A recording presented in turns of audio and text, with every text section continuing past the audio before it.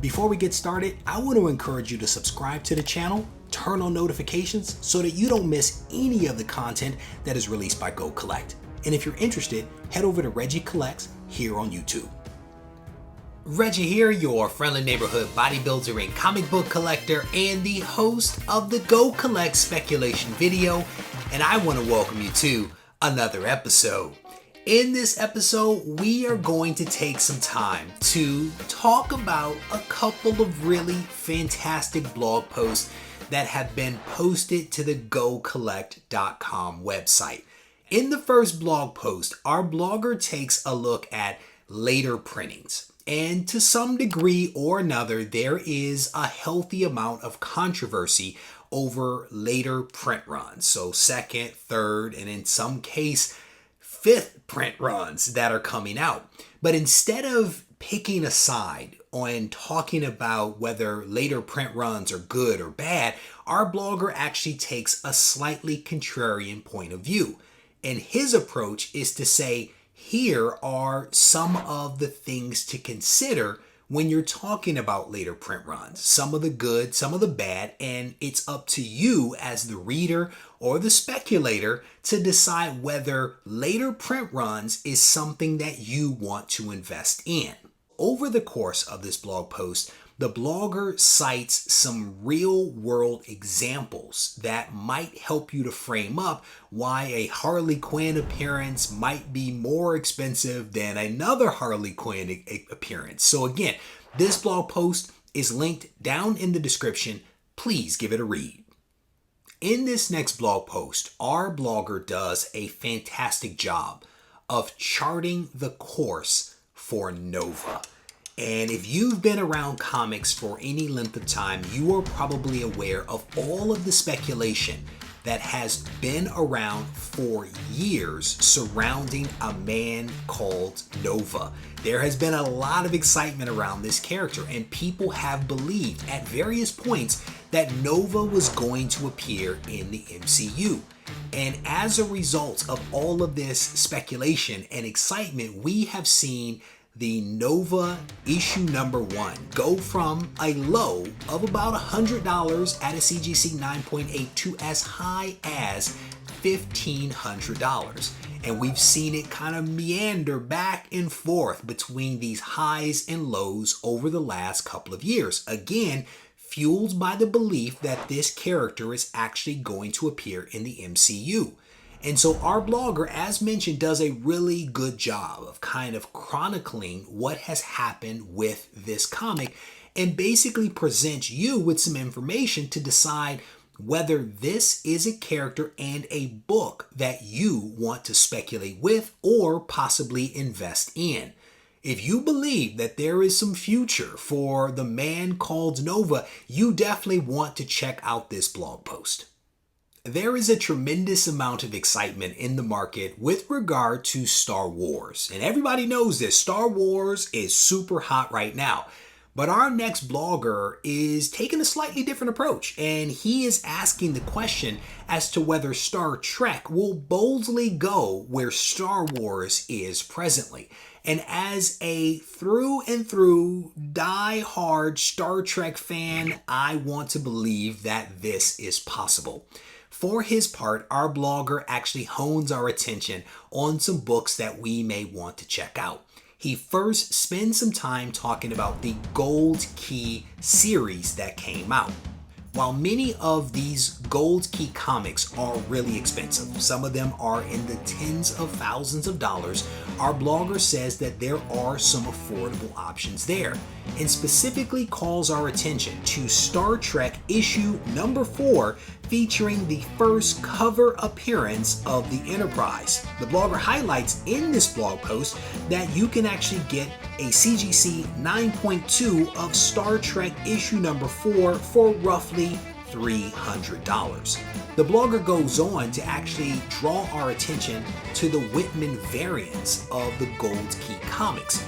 And what he highlights is that the Whitman variants are not reprints like so many other Whitmans, that these books were actually printed at the same time as the Gold Key. Now, what makes the Whitman really special is that they are also extremely hard to find, which means that there could be some real speculative opportunities here for people.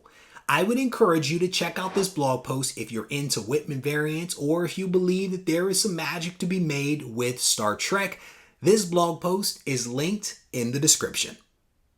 If you are paying attention to the market right now, you know that there are a couple of franchises that are extremely hot right now, specifically tied to the Disney Investor Day. And I am specifically talking about Star Wars and the FF. Those two franchises are hot. And as a result, the comics that are associated with those franchises are also hot as well. But our next blogger says, you haven't seen anything yet. And the blogger is basically putting forth the notion that what will happen with the X-Men will eclipse potentially what we are seeing right now with the Fantastic Four. And there are a lot of books that are associated with the X-Men that people are sort of priced out of right now.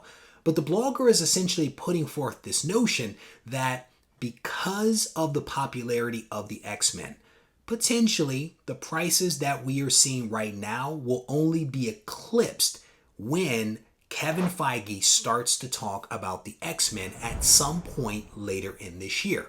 And for that reason, the blogger goes on to highlight 3 books that you may want to check out. The blogger actually does something that I think is pretty creative in that they essentially identified a dollar amount and then they looked at what that dollar amount of $3,500 could realistically get you for the 3 major grails that they talk about over the course of this blog post. The very first book that the blogger talks about, of course, is X-Men issue number 1. The blogger highlights that for the last year, the 2.0 of X-Men number 1 has been the most popular grade, selling roughly 20 times since last December. In that time span, this book has averaged roughly $3,500, which is up $250 from the 2019 fair market value. Next up, the blogger talks about Giant Size X-Men 1, honestly my favorite X-Men book, and he highlights that $3,500 could get you actually a 9.2 of Giant Size X-Men based upon the 12-month average. Now, you contrast that to the 2.0 that we just spoke about a moment ago, that's actually not a bad deal. Next up, the blogger talks about X-Men issue number 94. And this is essentially where the cast that was introduced in Giant Size X-Men makes the transition over to the ongoing monthly title. And this is also the start of the 17-year Chris Claremont run. That $3,500 would actually get you a 9.4 of Giant Size X-Men number 1, which again isn't a bad deal at all. This book averages roughly $2,700. So I'll tell you, I absolutely love the X-Men and I cannot wait until they debut in the MCU. And honestly, I think that the prices that we are seeing by and large for X-Men books will be eclipsed as soon as Kevin Feige utters the words Wolverine or X-Men. I just have a feeling that this franchise, these books that are associated with that franchise, are going to skyrocket. While we are on the topic of the X-Men, we thought we would slide in another blog post to keep the conversation going. For his part, our next blogger basically talks about a villain that you may want to keep in your mind. A lot of people right now are really betting on Mr. Sinister or Magneto being the villain that squares off against the X-Men when they debut in the MCU. For that reason, Apocalypse keys right now are undervalued. And the blogger is essentially making the argument that if you are an Apocalypse fan or if you believe that there is some magic that will get made with Apocalypse down the road, that you might want to pick up a couple of books. And the blogger highlights several that you might want to consider.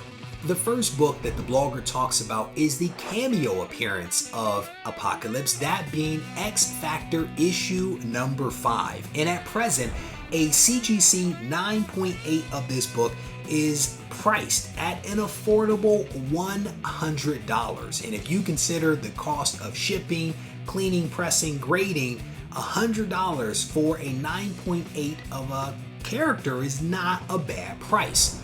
Apocalypse's first full appearance in X Factor 6 will set you back a little bit more than his cameo appearance. At present, a CGC 9.8 copy has a fair market value of $260. The blogger goes on to highlight a few other Apocalypse keys that you may want to pick up to add to your collection or to speculate on. Again, I'll encourage you to check out the blog post to see what those other books are. So first, let me say that I am a fan of this next character, and I will also tell you that our blogger is a fan of this character as well. I offer these caveats with the hope that you guys don't leave comments down in the comment section about the fact that we might be haters. With that said, the blogger asked the question as to whether Darkhawk is a lame duck. Again, we are fans, so don't leave the comments behind. But the blogger does a really good job, honestly, of evaluating the phenomenon that is Darkhawk issue number 1. This book is selling right now for roughly $300 at a 9.8 CGC, which is a healthy amount of money. And I'll be completely honest, I have a lot of these books on hand, several of which will probably get a 9.8. But the blogger does a really good job of kind of explaining what is happening with this character, how nostalgia to some degree or another has kind of played into the values that we're seeing, coupled with the speculative nature of the fact that maybe Darkhawk would appear in an MCU movie. And he kind of surmises that you may not want to buy this book. He says if you have some 9.8s, it's a great time to sell, but suggests that maybe you don't want to buy this book. I am going to allow you guys to dig into the details of this blog post for yourself, and I am curious where you stand on Darkhawk. Is he a lame duck or no? I'll be looking for your comments down in the comments section. So there you have it. We have reached the end of another episode. I hope that you guys enjoyed this. And again, I want to encourage you to leave some comments behind and to hit the thumbs up button, and we will mix it up in the comment section. If you truly enjoyed this recap video, I want to encourage you to tune in next week when we get to do this all over again.